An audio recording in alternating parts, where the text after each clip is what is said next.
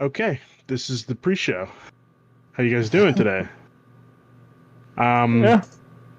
I'm doing good. It's been a chill day for me, so looking Yeah, forward to capping my day off with this. yeah. Mm. Vincent, you just said that you were drinking pretty heavily yesterday. Yeah, my buddy was like, I don't want gifts. I don't want big fancy thing. I just want a day drink. And I'm like, I could do that. But apparently my liver disagreed. So I'm Okay. shaking that Oh off. no. Oh boy. Yeah. Um, what have you guys been playing this weekend? Well, this past weekend that we're in. Yeah. Mm. I guess I'll start. I've been Mhm. playing Shadow of the Tomb Raider, which I believe was the last one from Crystal Yes. Dynamics. And Yes. yeah, It was. so I started that up recently. I enjoyed the Tomb Raider games. This most recent one, it's a little odd to be kind of like the antagonist of your own game, where you create all the problems and then like, oh, now I have to solve it.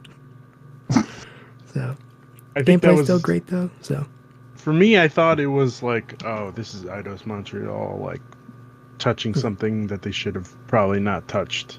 yeah, But I kind of guess why. No, well, now we know why Crystal needed the time. to. Yeah. Mhm. Vincent, what have you been playing this weekend? Well, obviously, like most people, I've been trying my way through Fall Guys, and it's definitely a love-hate thing with it because I enjoy the game, but I am nowhere near good at it. Oh, I think I make it to round 3 or 4 most times. I don't think I haven't got a win yet. But no, Me yeah, neither. trying. Me neither. me either.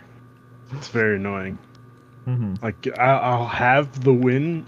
Usually for me, the last round is to catch the tail or like the tail game, and I'll have it for the majority of it, and then the last 5 seconds, some guy just swoops in and grabs it, and I'm like, "Fuck, I lost it."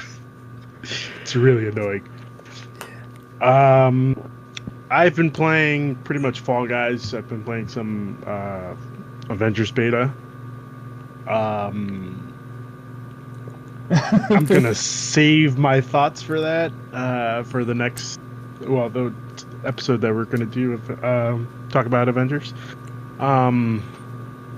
Yeah, I've also been playing some. What's that? Oh, Ghost of Tsushima, and it's Yeah. really, really annoying the shit out of me. How much I hate doing this, but like it's a great game, but the completionist in me needs to clear the map. All of the things. Yeah. All of the Yes, things. I need to do all the things before I continue. So I just I had started Act 2 last week, and I'm like, before I continue this mission, I gotta do I gotta clear all these freaking question marks, and I gotta make sure that I get rid of all the Mongolians that are taking over the places, and they just keep popping up. I don't know why, and it's driving me nuts. But I'm getting there. Yeah. Question for you guys: when do you guys think we're gonna get prices? So The with rumor with is the this. way- Oh, sorry. That's okay. I guess I'll go. The Yeah. Mhm. with how everything's been going with the pandemic, and everyone's like, okay, we're gonna have money, and we're not gonna have money. There are gonna be jobs, but also the job market sucks. So it's an unfortunate situation these companies have found themselves in, where we gotta just pick a date at some point, and it's already August. Mhm. And there's a point where you have to stock the retailers, even if the retailers may not be able to be open. Mm-hmm. You have to go through that whole process. So I'm hoping like early September is where my head's at, because then you have to give everyone time for hopefully Christmas and everything, and then like, oof, the economy is just it's an unpredictable thing right now, and they just gotta take a shot. And they've done it before. They know all of the rules they have to follow for Amazon and Best Buy and Walmart and all that stuff. So they can push it out, I guess, as far as they can. And like, this is the last day we can do it. We have to do it now.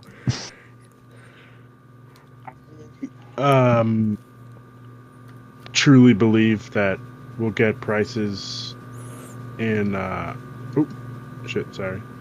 in 2022. These consoles are coming out this year, but we're probably gonna get prices 2022. Yeah, I don't know. I want to believe that PlayStation is setting up to do another state of play at the end of this month. Probably. Well, yeah. That's what. Well, that's a rumor everybody's- that they're sitting on one exclusive still. So Yeah. So I'm hoping that it's got to be. This is the month, because then you're giving you're giving everybody else to at least, what is it, September, October. If it comes out in November, which I probably doubt, it'll probably be October. September, October. That's 2 months.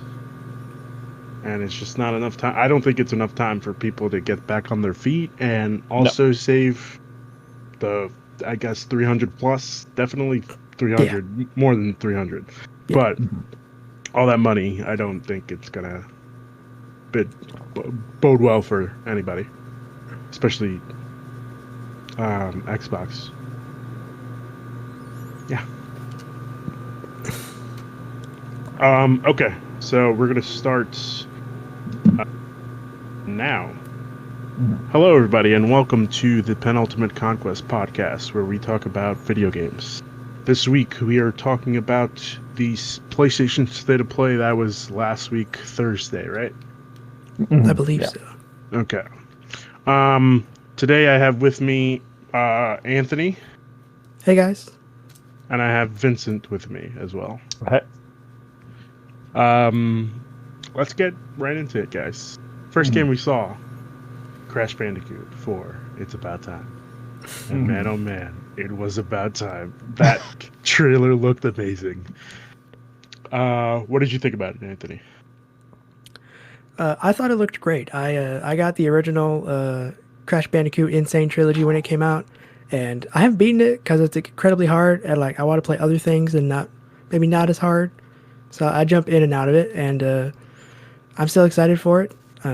I grew up with Crash Bandicoot. That was my equivalent to most people's Mario, if you look at it. So I am a little bit biased, but I'm looking forward to it. It looked like a lot of fun. The different characters that you can play as, it sounds like it'd be very diverse in terms of gameplay and being able to go through at different times. And so looking forward to it. Okay. Vincent, what did you think? I'm not as big a Crash fan as most people. But that being said, like I think just the amount of content they are putting in this game is kind of insane, because I think they already said it was something like over 100 levels. And then there's the reveal that each level will have like the inverse level, so you've essentially doubled the amount of levels right there, let alone with all the new characters and all that. Yeah. I was not expecting Activision to go so hard. First, Tony Hawk Pro Skater 1 and 2 remake, or like, remaster. Sorry, not remake. Words. And then this, and I'm just like, okay, shit. I'm liking what I'm seeing, and I'm really hoping that they stick to this formula of, hey guys, we're focusing on, you guys as the consumers. We're not just going to be money grubby people, money grubby corporation that just wants your money and will take it no matter what. I like that it looks. The thing about this, like, it looks amazing, and I love it. It does. I like their new twist on everything, and I really like the fact that you can see how much love that they put into this. 100%. Yes. And Toys for Bob, if you want to hit me up and shoot me an early release, I don't know how I got it. It just popped up in the mail. That's all I'm saying. I'd love it. It's a great birthday present. Okay. Next one was Hitman 3. And I gotta tell you guys, I think I might become a Hitman fan after this.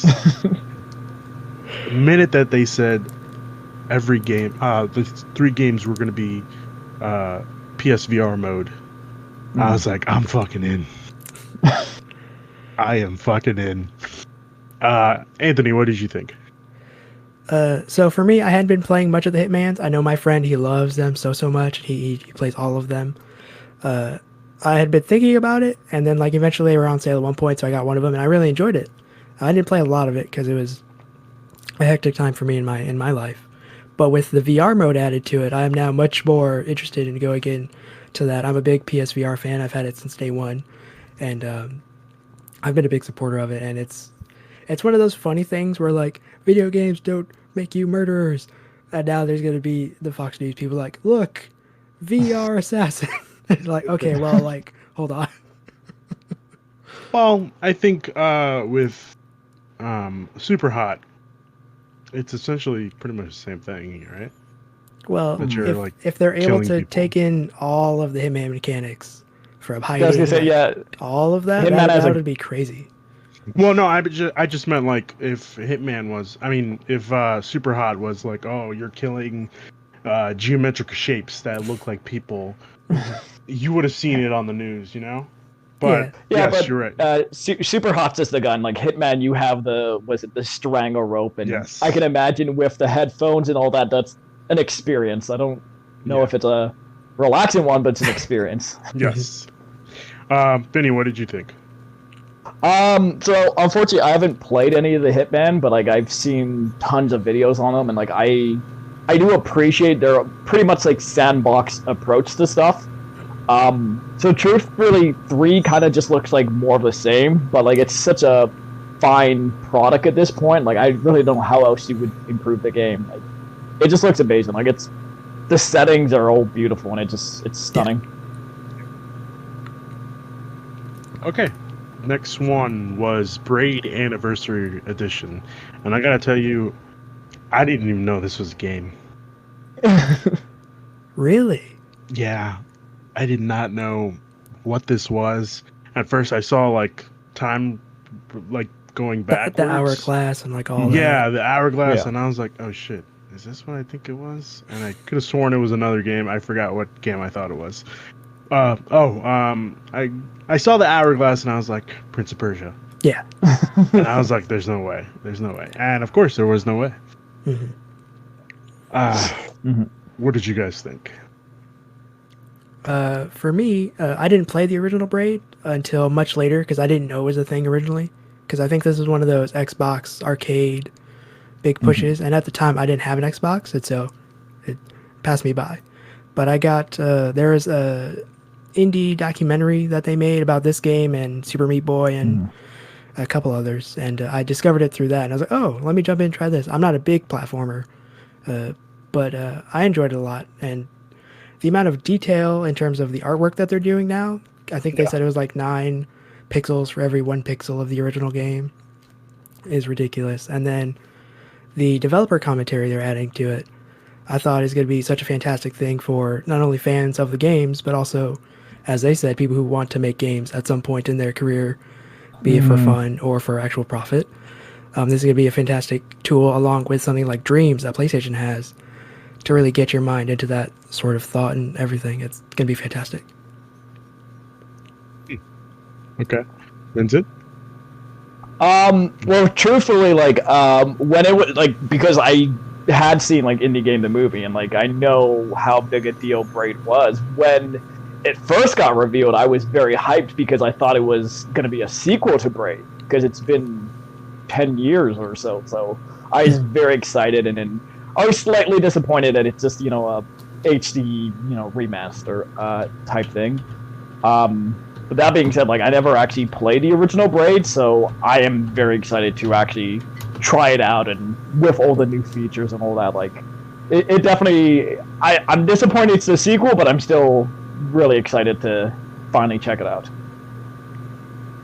I thought it was weird that they were adding commentary, because it looks like you're playing the game while they're commentating on it, which was weird. Because you know how in movies they do the director's commentary and they pause it. So are they also pausing this while you're playing? In Well, most games, yeah, sorry. in most games that do this, like there's like an options in the settings, and so you can play through it, and then you can go into the settings and turn it on, and then play through it again. Is Okay. usually how this works in most games. Gotcha, Yeah, it's usually gotcha. just like an audio file that will kind of like run out. So technically, Okay. you can go ahead of the commentary. Okay, all right, that makes more sense. Because that would have drove me crazy if I just kept playing and it just paused Just at mid random. jump. Yeah. The next game was The Pathless, which was intriguing. I don't know how I felt about it, but I did get some Breath of the Wild vibes from it, and I think everybody else did too. And I believe that the developers also said, "Yeah, we took some heavy inspiration from Breath of the Wild." What did you guys think about it? For me, the Pathless looked interesting. It's like a cross from like Monster Hunter, where you're going through and you're fighting all these things, but with a very interesting and unique mechanic. I don't think I've ever really seen in any kind of game, and this is one of the great things about the indie developers coming of age really in this generation, is they get to pull out all these new ideas from their hat that Ubisoft and all them can't afford to try because they got several billions of employees writing on this game and they don't want to take as many chances. And so, in terms of the art direction, I think it's like an unfortunate thing that you're going to see a lot of games going with the Breath of the Wild art style. They're all kind of homogenized and kind of look the same. Kind of how everything went 2D pixels when indies first started. Yeah. And so I don't know if this art style will be able to hold up through as many games that are trying to use it. But I think this one with the gameplay of it looks interesting. And I'm interested in maybe checking it out. We'll see how it goes. Okay, okay. Vinny, what did you think? Yeah, this game was, like I said, I admire the gameplay because, like I said, it's nothing we've seen before, and I do. Again, I very much appreciate the tone that they're going for with, because it is easy for most games to go, oh, it has this art style, it's open world, and all that. But I do appreciate the small stuff it's trying to do to make it stand out, like the fact that there is no map or no like HUD or stuff like that. Like it is just a lot more about you kind of exploring and all that, as opposed to being like it's definitely got a unique style, and I would love to get my hands on it because I have like horrible rhythm, so being able to time all those like low presses seems like a nightmare to me, but it looks fun. The arrow, I guess, arrow system that they had, but like you running while when you shoot the arrows, I thought that was pretty neat. I don't know how I'm going to be focusing on a boss battle while I'm doing that as well, but we'll see. The next game on the list was Spelunky 2, and yeah, I got nothing for this. I didn't play Spelunky 1, but I've heard good things. What did you guys think? For me, I tried the first Spelunky, and it was my very first time going with like one of the, I think it was like a roguelike where you die and then you got to restart and go through all that. And it was very new to me, and I was like, I don't know if I like this. But since then, a lot of things have gone on with that, and so I'm probably going to jump into this a bit more than I did when the first one came out. And now that there's, I think it was local co-op, this is going to be a great thing for me and my siblings, especially with everything where we're trapped inside. Was the first one like heavily multiplayer? I don't think the first one was. Yeah, I don't think the first one either. I could be wrong, but I don't think the first one had multiplayer, if I recall, or like online at all. But yeah, Vincent, what did you think? Yeah, I'm about the same. Like I briefly played it. I think they offered it as a plus game a few years ago, so I hopped in, just tried it. Roguelikes just aren't my thing. That being said, like I know it's got like a huge community. Like the Spelunky fans are very diehard, so it's one of those. I wasn't personally excited, but I know people who are like this probably was their game of the show, for at least for a lot of people. No. Well, I don't know how I like feel that's what I'm about saying. Like the Spelunky fans are very, because like me personally, it's just kind of a simple platformer, but the people who like some of my friends, they just live and breathe this game. Like Really? it just has a very diehard community.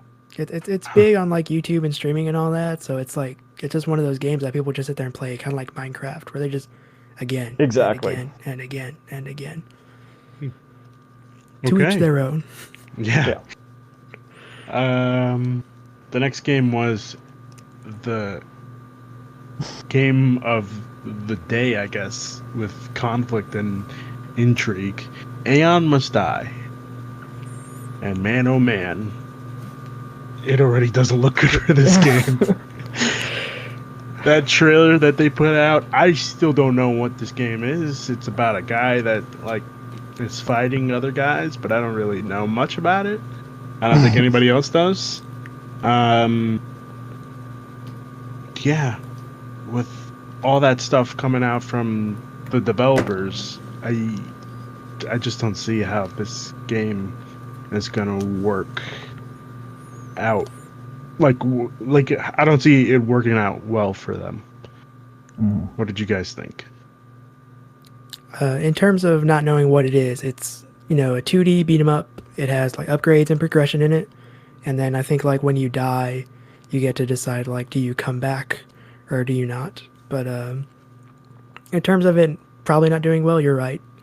But there's also like we're kind of like in the minority of like we follow all of the video game topics that we try and talk about and all that sort of stuff. There's a lot of people that just like, oh look, PlayStation, something to watch, and like, oh that looks pretty cool. Pardon me.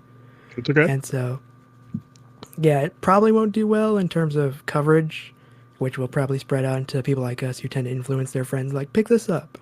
But there are people that might pick this up on a whim, and so the publisher will probably get some money. But, yeah, it's rough for this game. Yeah. Fitz, what do you think?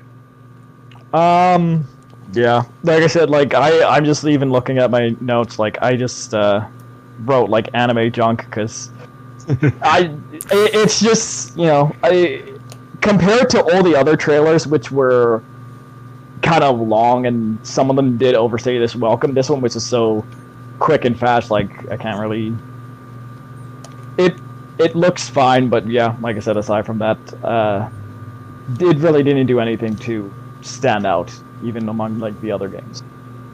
Yeah. I do like that we are seeing Sony do like hold their end of the bargain when they said that they were going to focus on indies, which is I'm liking that they included a couple of them in here. And yeah, the next game is Anno Mutationum, which says an adventure game featuring 2D and 3D segments and a unique mix of pixel and 3D art. Sorry, is an intense melee-focused adventure that looks to put a heavy emphasis on the story. And I don't remember this game at all. No. I don't remember what it looks like. Let me see if I can look it up.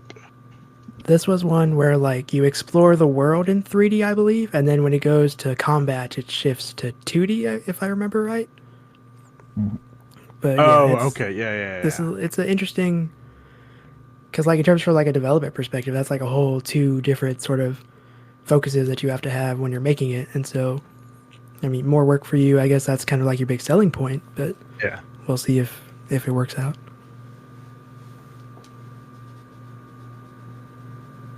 What did you think? Sorry.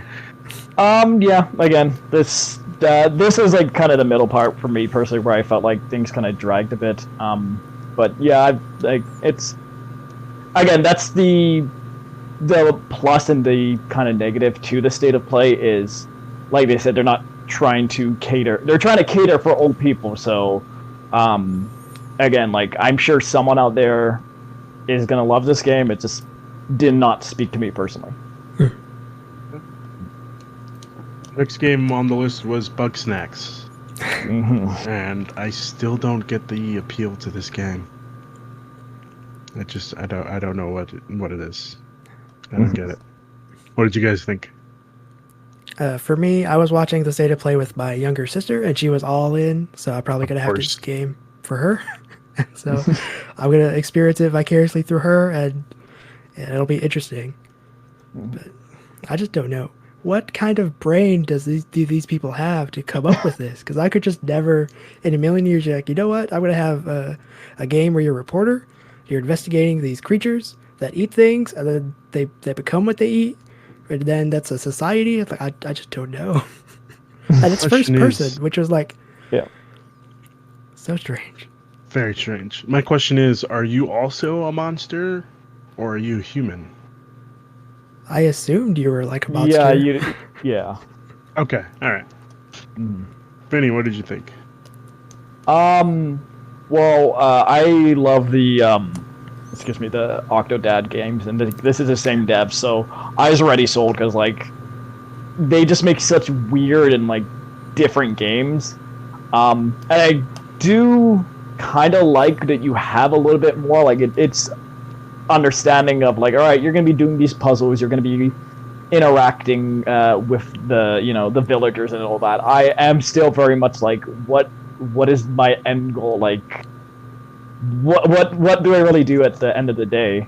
But that being said, like, just I love the style. Like the style, it's just so charming. Like the fact that you have the little the different types of like the Oreos and the buffalo wings and all that stuff. Like it, I don't know how well of a game it's gonna be, but like at least in terms of that silly, goofy style that the Octodads are known for, like I guarantee it's at least gonna be like a funny game. I'm hoping at the end of the day. Yeah, like intrigued me a little with the first trailer, like the monster that Bug Snacks turn into, which I don't think is enough to get me into buying the hype.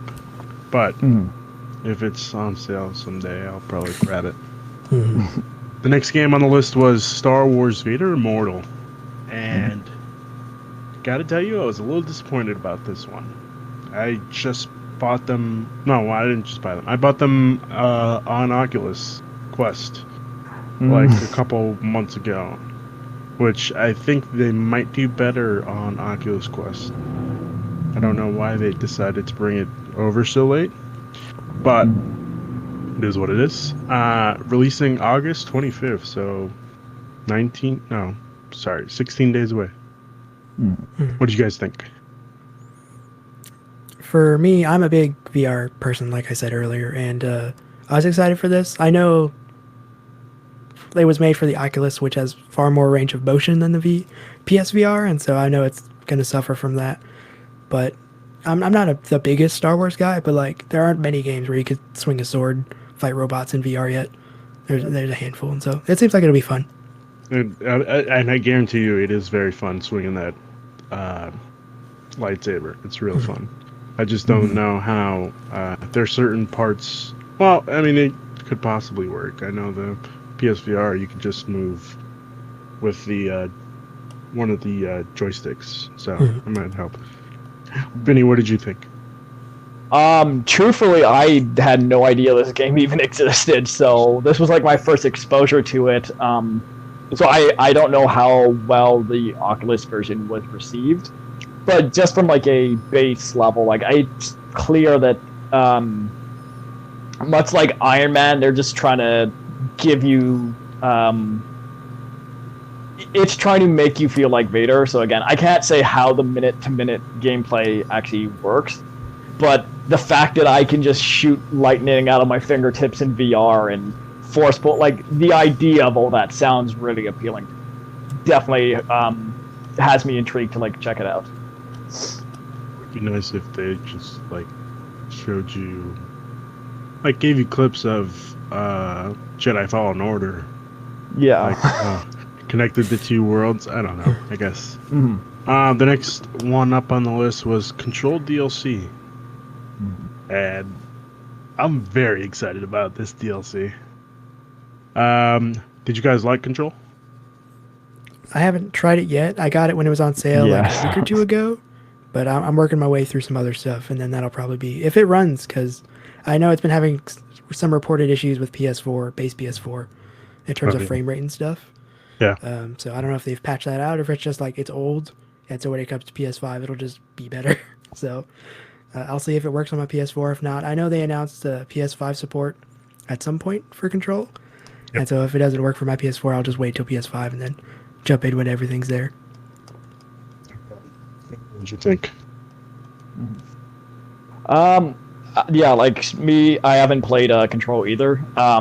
So that's why the first two DLCs have, I believe they were well received, but it's just kind of, I haven't kept track with it. That being said, the fact that this does have that crossover with Alan Wake does have me a lot more interested to follow this one and see exactly what's up. Because again, I never played Alan Wake, but again, I've heard great things. So anything that can keep that franchise going in the public's mind is a good thing. Yeah. I have also not played an Alan Wake game, and I'm kind of hoping that they bring it back in some form after this DLC pack. But time will tell. The next game on the list was The Pedestrian, which kind of felt like an iOS game. What do you guys think? I know it's out on Steam, and so if you're interested in what a lot of people think, you can go there and check the reviews and stuff.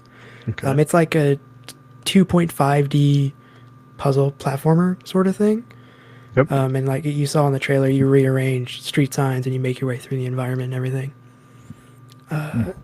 I know puzzle platformers aren't for everyone, and so they're aware of how big their market is, and I think that was a good thing for them when they were making it, in terms of to keep it small for the art style and not be too crazy about it and keep the budget right. And so I think it'll do well, and it seems like an intriguing little game.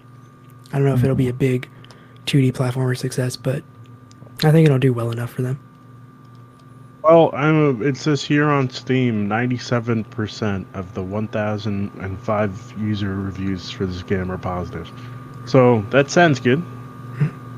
Okay, now I'm a little more intrigued and probably would check it out. Vinny, what did you think?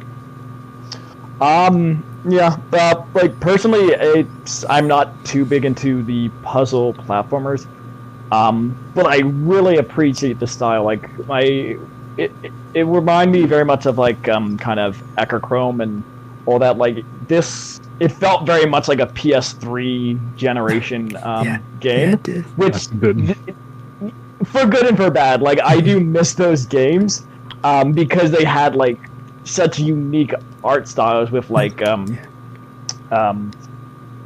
was it, the last guy and all that. Like they were really unique. So like I like the art style and I like the idea. It's just the actual gameplay is a lot more simplistic. But again, like I like the fact you can move the pieces however you want. I'm hoping that will encourage a lot more creativity instead of just like this is one standard way to beat the thing. Yeah. The next one was Hood, Outlaws and Legends, which was a PS5 game. Interesting. It's pretty much Robin Hood. Yep. Yeah. What did you guys think? It's interesting that this is, I think they said it's a PvPvE game. So it's two groups of players competing for, I think it was treasure, but there's also AI enemies in the mix.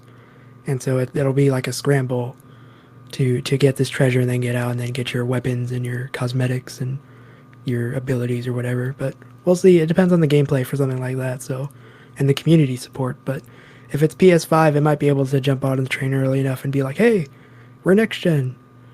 We're here. Try it, please.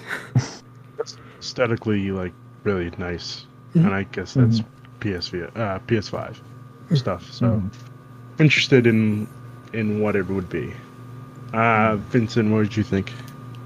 Yeah, kind of more the same. That truthfully, the first time I saw it, I thought this was a new Thief game of all things. Yeah. I also so I thought got that I was like, all right, let's see what this is. And then again, I do like the idea of it and all that. It just like you said, we're gonna have to see if the supports works and all that, because like it is a fun idea. Like it's getting your friend to do a heist if they can pull it off.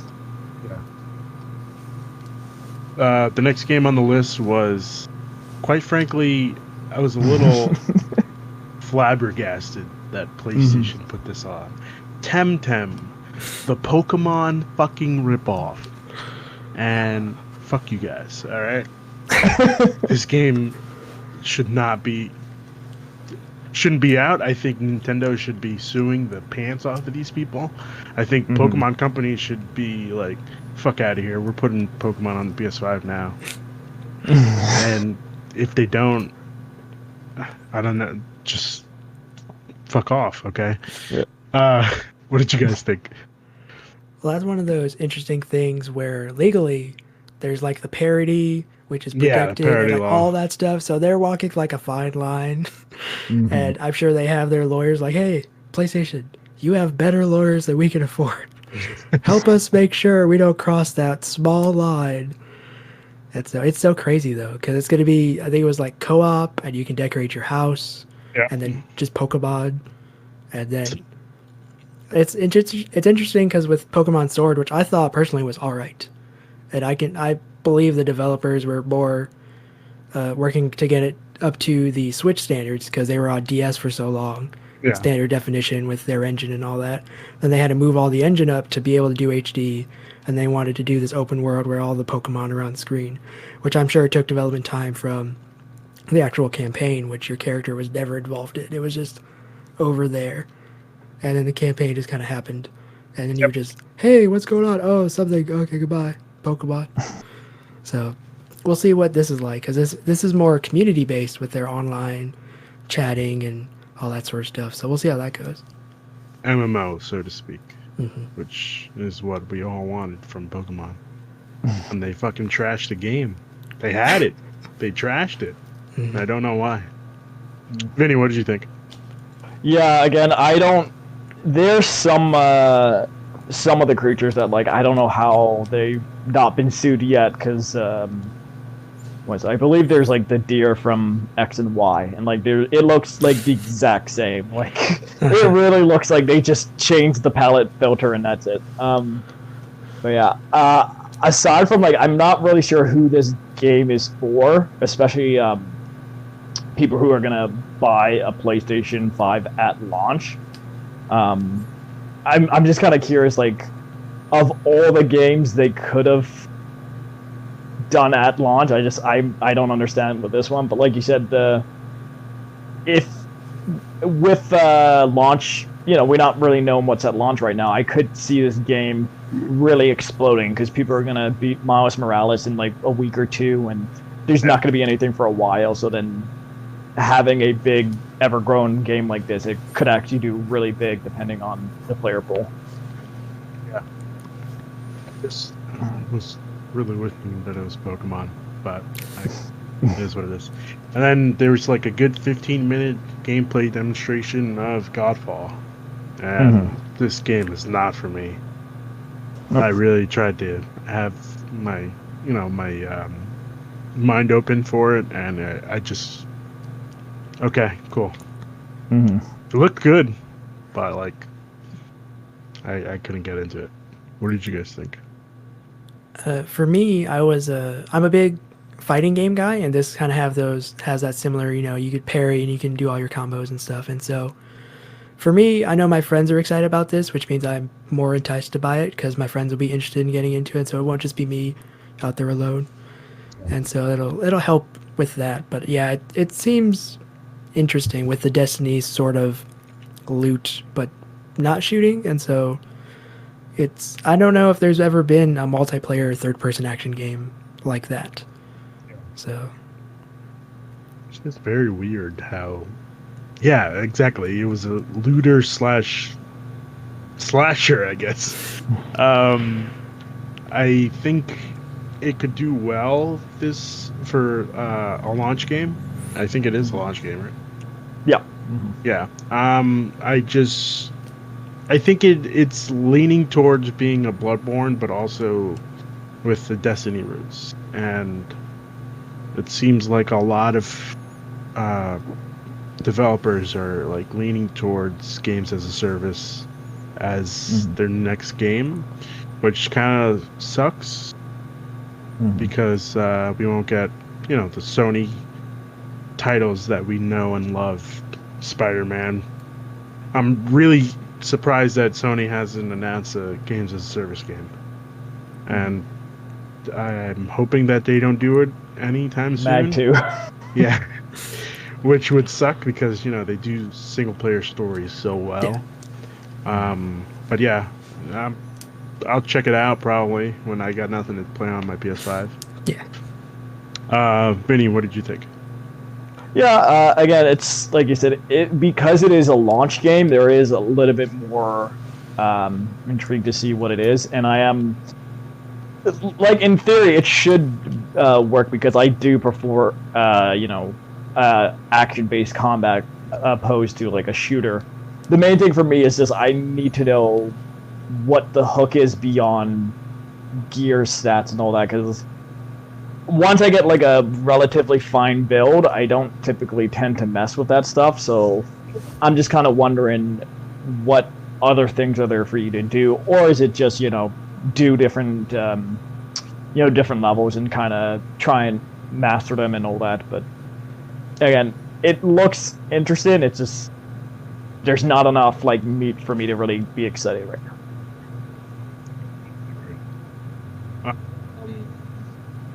That's surprisingly it. They didn't mention any PS5 stuff other than the games, which kind of disappointed me. I was hoping for a price, or at least something along the lines of, hey, our next State of Play or our next PS5 event will be so-and-so, where we release everything. But they like to keep us on our toes. Summer Games mess. Yeah. Do you guys have any predictions on next-gen stuff? Anything you want to say? Pricing or anything? Yeah. I think it really is going to come down to Xbox, because the rumor has been like how expensive PlayStation is. So I think like Sony really is not going to want to go first, because I can see a world where it does cost $5.99 again. So I think they don't want that. They're trying to I feel that's their biggest worry, is that they want to at least see Microsoft's plans before they announce anything, because once they announce it, they're kind of stuck in. So I can imagine them. I'm hoping Xbox does it soon, because I really don't see Sony going first right now. I think both the digital and I think they might do like the 100, so like the digital would be what, like $4.99, but yeah, if it's as powerful as what they're saying. Okay. Yeah. Anthony, what do you think? I think that they're aware of how many memes were made of $5.99, and I don't know if they want to go through that again and compound that with the success that they have with PS4. And there is the potential for a lot of cross-play with your games, even if it's not officially supported. You theoretically kind of just shove it in, and it should work. Yeah. So, but I don't know if $5.99 is going to be it. I'm like, if I were Sony, I would try and get it $5.50, just away from the $600 as best as you can, even if it's a weird number. Just be like, hey guys, Corona, it's expensive, but hopefully not too expensive. I think that in a world where we didn't have Corona, they probably would have released the price at $600 for the disc version. But I don't know. I think people are hurting right now, and I still think that like Sony's at a place where they're still on top, and they've learned from their mistakes. And I think the price point for this is going to be $500, with the digital being like $450 or $400, depending on how low they want to go. Any concerns for next gen? Well, for me, we've been talking a lot about the games as a service, and there's literally only so many hours in a day. And so with Destiny and this Hood game, and like as the list goes on and goes on and goes on with the Division and all of that, there's going to be a point where only so many are going to be able to be there, just like kind of Call of Duty is the de facto shooter. And Yeah. then there are others that happen sometimes. I don't know if Battle Royale is really going to take off for all of these games where that's going to be the next big thing. Like, yes, that, but also just throw a bunch of people on the map. And then with the hope of 4K in every game, the actual file size for each game is going to be ridiculous. And so we're seeing that now with the Call of Duty free to play game where Yeah. it just takes up all of your hard drive. And so 200 gigs. that is Yep. something that the developers themselves are now, and the publishers would be like, okay, we could do a big open world game, we could do a games as a service, but now not only is there only so much time, there's only so much space.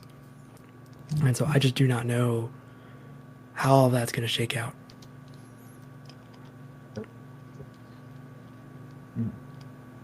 What do you think?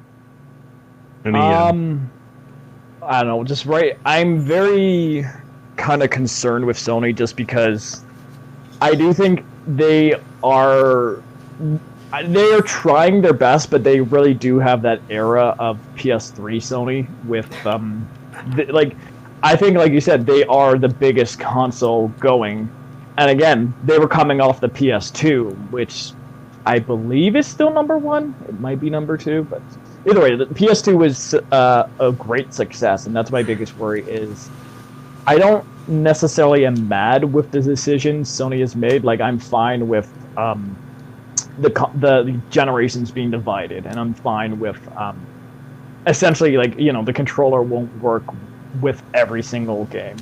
But my biggest worry is just like you said, they're doing good with the indies now, but we also saw what happened with the PS4, where they were great at the start and then it just fell off. So the big thing for me is just wondering like how, if Sony's really thirsty for that success anymore, or if they feel that they can rest on their laurels, going like, we've got God of War, we've got Last of Us 3 or whatever, like that they don't really want to have to try as hard.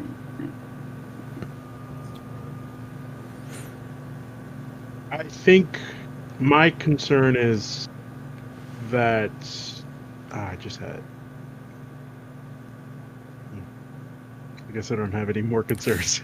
I think that Sony's gonna prove that they're still the ones on top, and I think that when push comes to shove, let's say Xbox comes out, hey guys, Xbox Series X is going to be $500.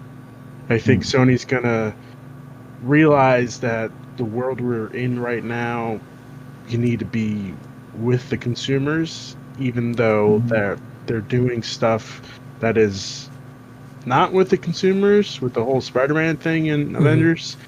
But I think they're willing to take a loss because PlayStation is the place to be. It's not, abnormal for companies to take losses on their big hardware when they put them out the door and expect to make it down the line anyway. So it's not inconceivable. Yeah, I believe the PS3 was like at least a good $300-$400, like underpriced for what it was. So I can see them being the good guys and saying, all right, guys, we're Corona, so let's just put it at $400, $500. We'll see. What do you guys think about the Spider-Man stuff? With the Avengers? Yeah. Okay. So Are you for it or against it? it's been the reality of the business for a while. The only reason it seems so strange is because Xbox is making all of these moves they're making recently. Because if you go back like just last gen, like that's a thing. Yeah. But now with the potential of crossplay coming at some point, hopefully to Avengers, We hope. yeah, it really does throw like a monkey wrench into it because Sony can buy whatever they want.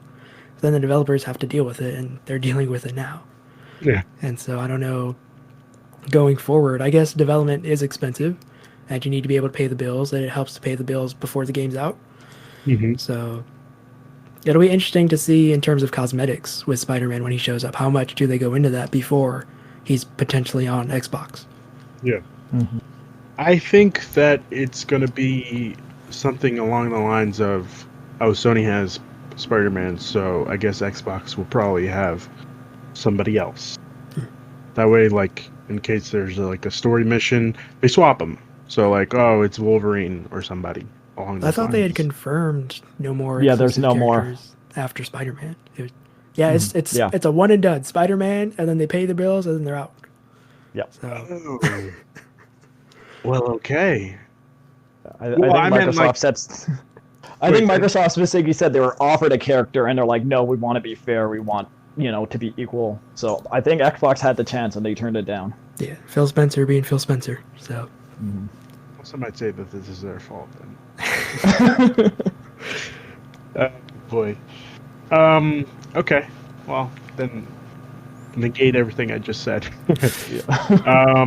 Anything you guys want to bring up or talk about?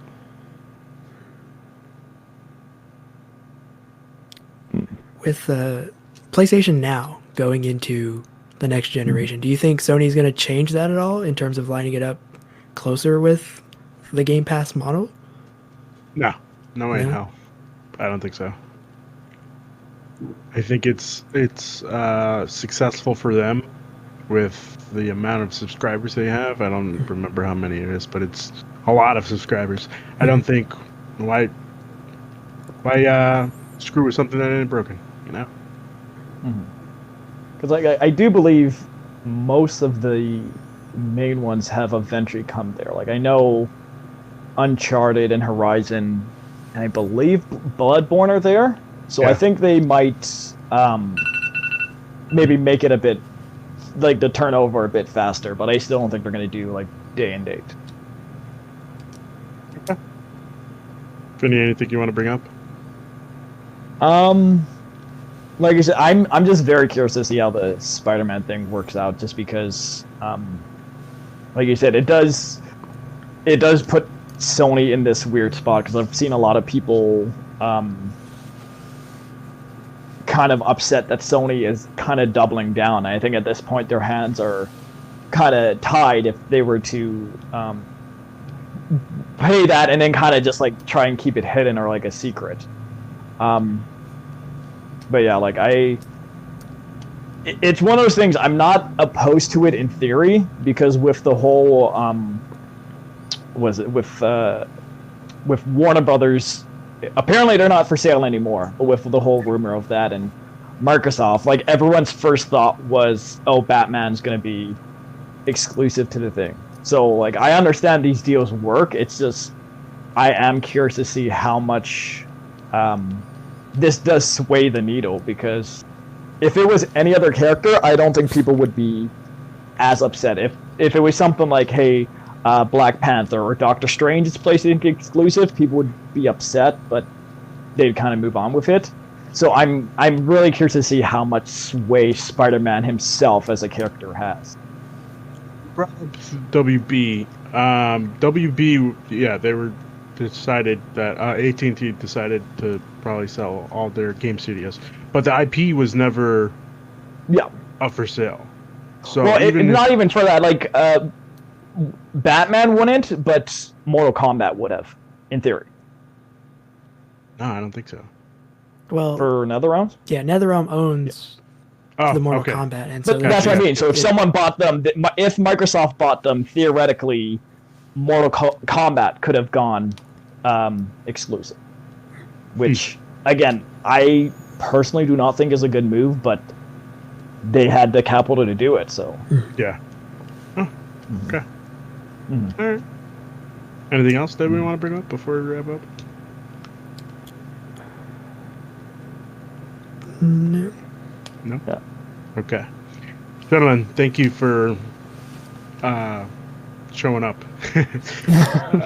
Thank you for talking to me about the state of play. Thank you for discussing other things of great importance. I really appreciate you guys popping up today. I know it's a Sunday. Nobody really wants to do anything, especially Vinny, recovering from birthday fun. Yes. Where can people find you? If you want to give out social media or whatever. For me, you can find me at Digital Encounter. So it's Digital Encounter as you spell it. Just take the E off of Encounter. It's COUNTER. Oh, okay, gotcha. And Vinny, where can people find you? I'm over at Viral Vinny, and yeah, mostly in that and Facebook. Get a lot of the kind of funny subgroups and all that. Very active on there. Okay. Mhm. I will put, both. I guess what's the word I'm looking for? Social media accounts Yes. on the description for the podcast feed. Thank you, gentlemen. Really appreciate it. Mhm. Have a good night. You Yep. too. You too.